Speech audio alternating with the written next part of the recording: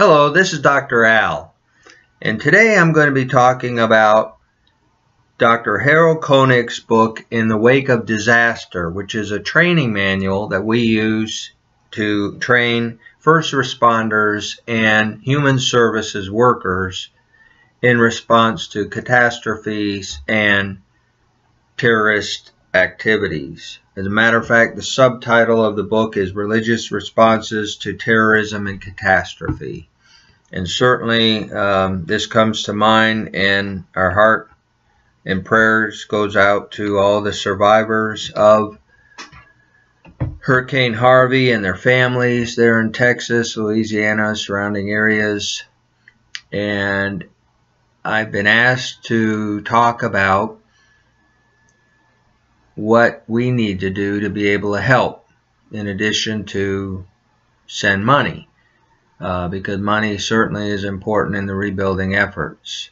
And I'm also going to reflect on my personal experience from 1981 when I lost everything to a tornado. And I'll share that experience here shortly. But first, the book, In the Wake of Disaster, The Religious Response to Terrorism and Catastrophe. And this book is dedicated to the victims of Hurricane Katrina. So Dr. Koenig wrote it after that tragedy in response to the question, what can we do to help? And there's a summary here in the introduction of the chapters. Chapter 1 examines the psychological and spiritual responses to disaster, emphasizing the psychological stages that victims go through after the initial trauma. Chapter 2 discusses national, state, and local emergency management systems that become active when disaster strikes. Chapter 3 explores the role that religion plays in coping and stress in general, and then reviews research on how religion has helped victims of disasters in particular. Chapter 4 moves from religion as a personal coping response to religion as a force that motivates people of faith to help victims of disaster. Chapter 5 describes faith-based organizations that have in recent years been involved in disasters, focusing on special units within these organizations that are mobilized whenever and wherever disaster strikes. Chapter 6 provides details on how faith-based efforts can be coordinated at the local level.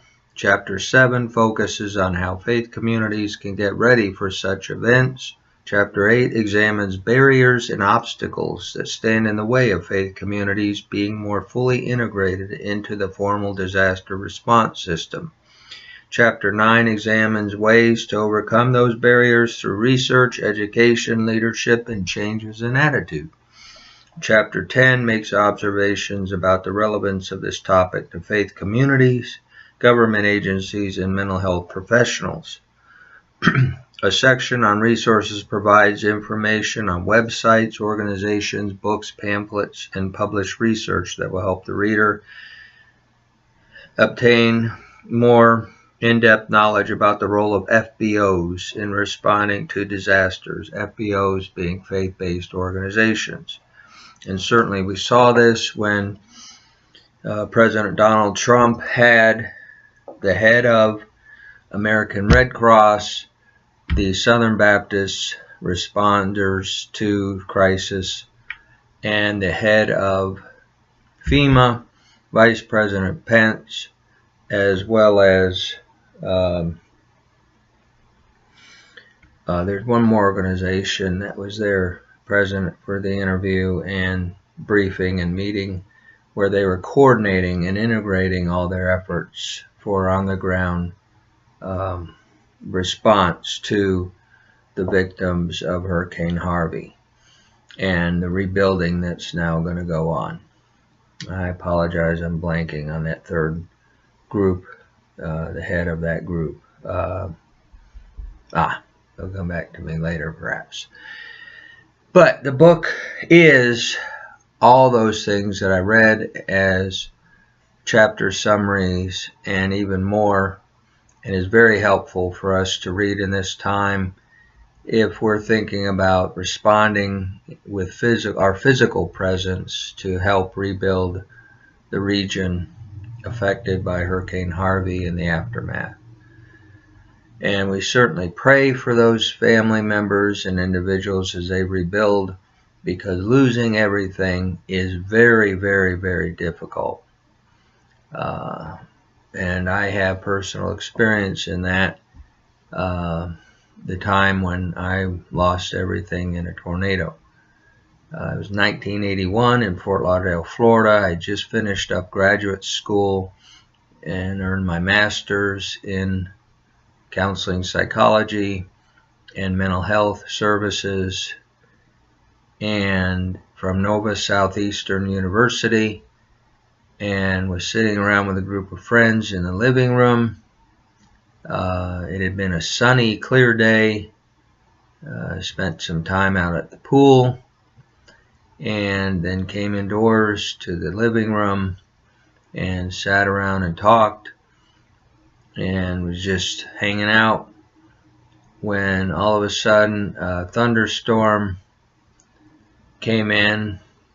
Nothing surprising in Florida. Those of you that are sailors in the Atlantic Ocean, you know how quick a squall can develop. But the sky had turned black. It was in the evening and at dusk, and it became dark like real quick. And thunder and lightning, and winds were blowing and howling, and rain coming down. And so we just hunkered down and planned to just hang out there for several hours, let the storm pass, and then they'd go home and I'd go to bed. That was the idea.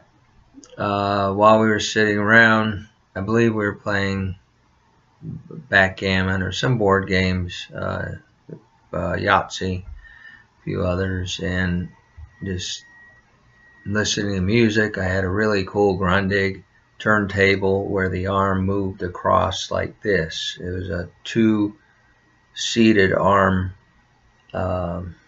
two-bar seated arm that moved across the LP and played the music. And I really, really, really liked that stereo system. I had some really cool clothes that I liked hanging in the closet. In 1981, I was 20. How old was I? In 81. I was born in 55, so I would have been 26. That sound right? 26? Yeah. And so I had my whole career ahead of me, just finished grad school, as I mentioned, and all of a sudden we heard the locomotive sound like a train coming through the living room. I lived on the top floor, the second floor of a two-story apartment building. So I lived on the second floor. We heard a locomotive sound coming through. Our ears popped. It became really, really loud. We couldn't hear ourselves think. We were disoriented, kind of looking around. And then all of a sudden, the sky above us and rain coming in with a loud explosion.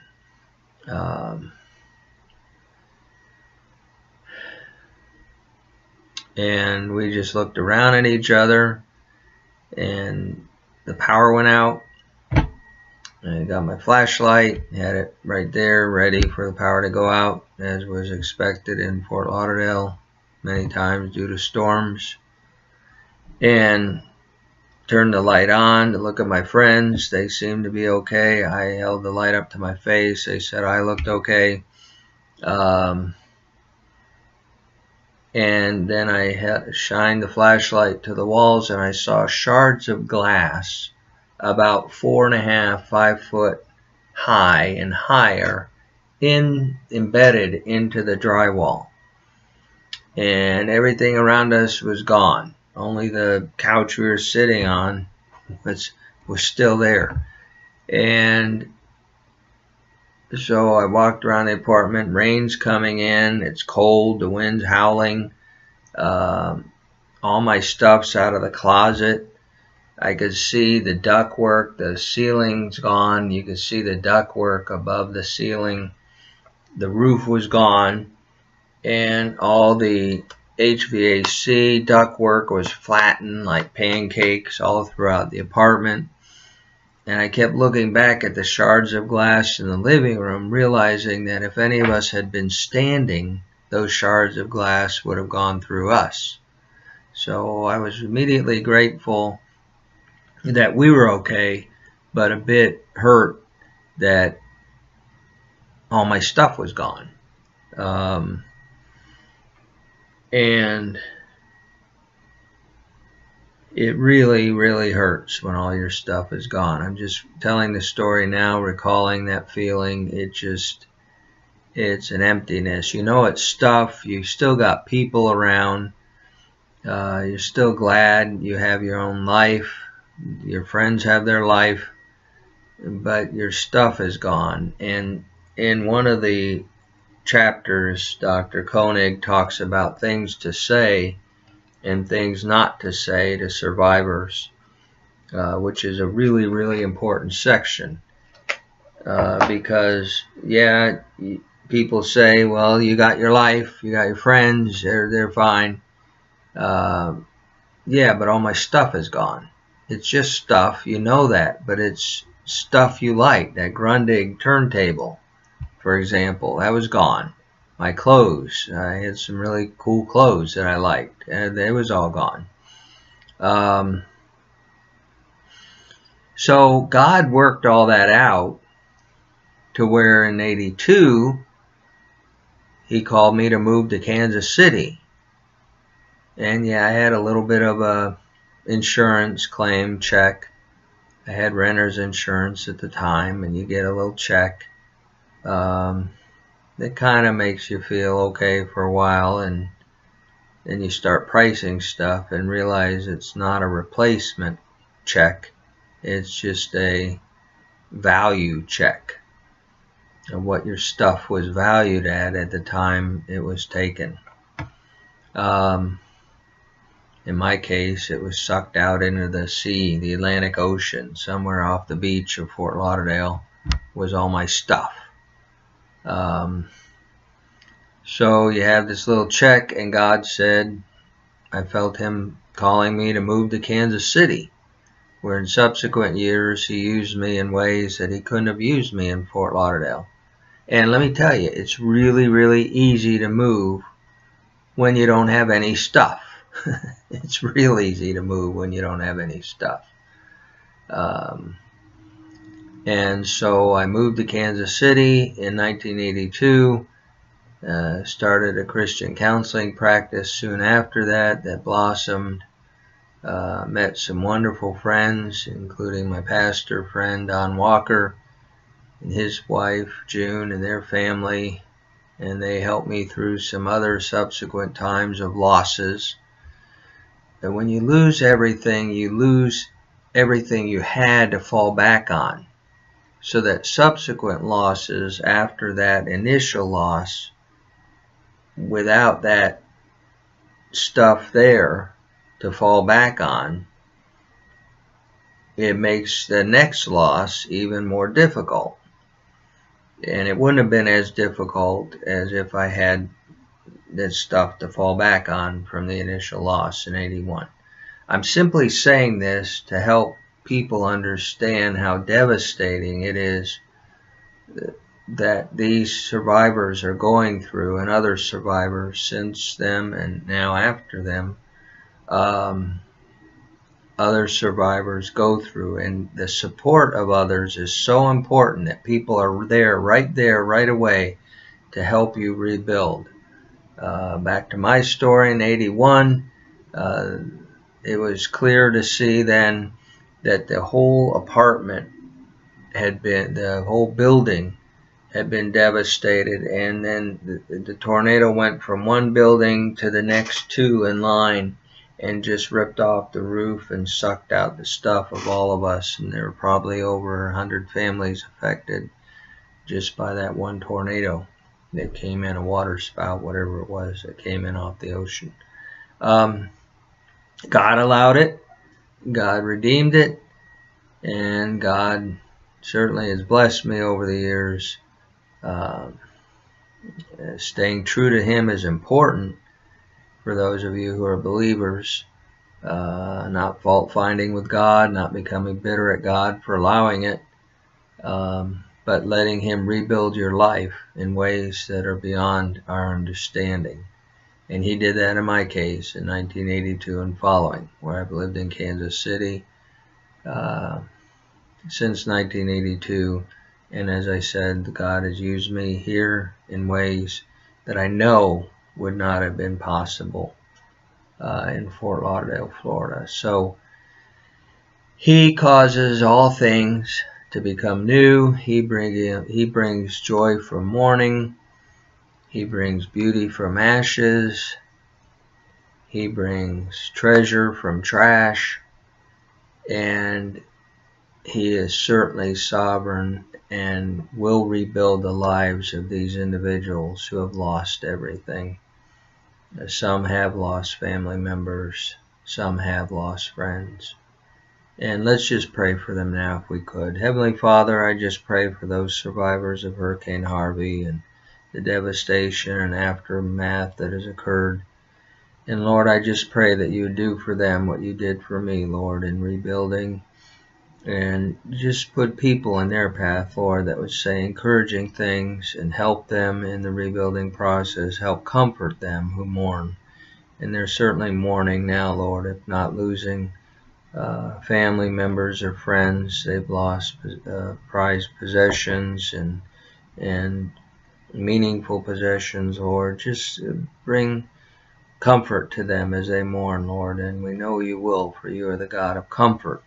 And 2 Corinthians 1 tells us that you are the God of comfort, and that you then help us to comfort others who are mourning because of you, the comfort you brought us, and then you teach us how to bring comfort to others.